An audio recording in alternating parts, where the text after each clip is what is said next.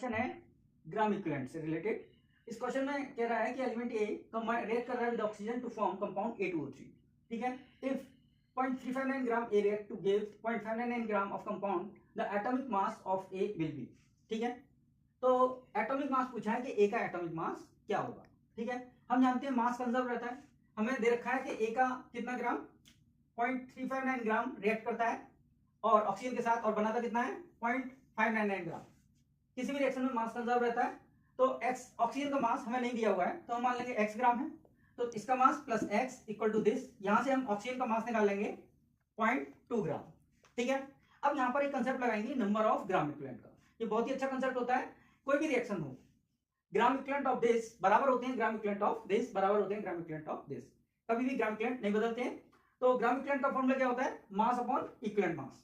आपको मास दे रखा है, मास कितना है 0.359 upon equivalent mass of A, equivalent mass of ए।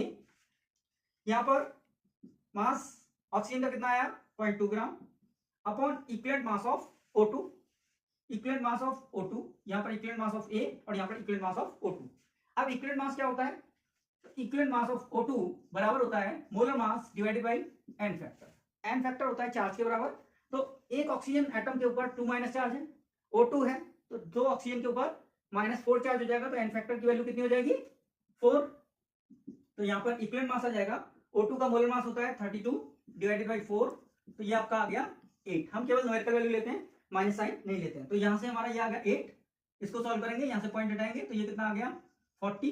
तो यहां से हमारा इक्विवेलेंट मास ऑफ ए कितना आ गया पॉइंट, इसको हमने कट किया तो ये 1/40 आ गया 1/40। तो यहां से 0.359 इंटू 40, और एटॉमिक मास क्या होता है, इक्विवेलेंट मास बराबर होता है atomic mass divided by N factor.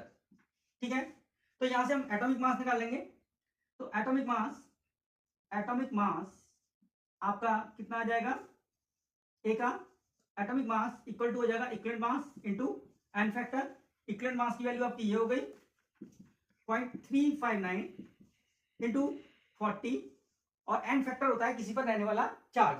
तो अगर हम A2O3 को ब्रेक करते हैं, ठीक कैसे ब्रेक होगा, A और O, पहला होता है पॉजिटिव आयन, दूसरा होता है नेगेटिव आयन। इसका चार्ज इसके बेस पर जाता है तो यहां पर होगा 2, इसका चार्ज इसके बेस पर जाता है तो यहां पर होगा 3। तो A के ऊपर चार्ज कितना आ रहा है 3, तो एन फैक्टर की वैल्यू कितनी हो जाएगी 3। तो ये इसको मल्टीप्लाई करेंगे तो आपका आंसर आ जाएगा 43 पॉइंट समथिंग। ठीक है,